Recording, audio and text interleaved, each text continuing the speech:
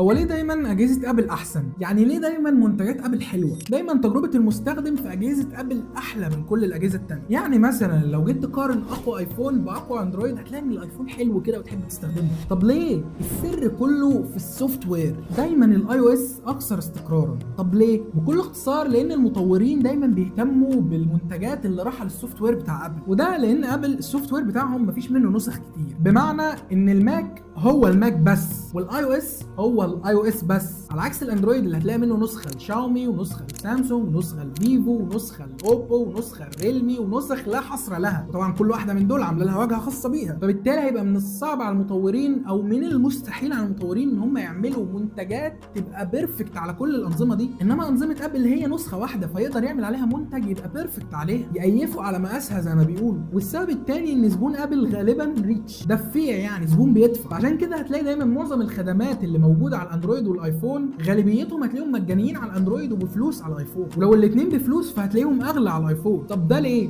ده كله عشان انت لسه لحد دلوقتي ما عملتليش فولو وما تعرفش ان كان معاك اراء من مصر. وسلام.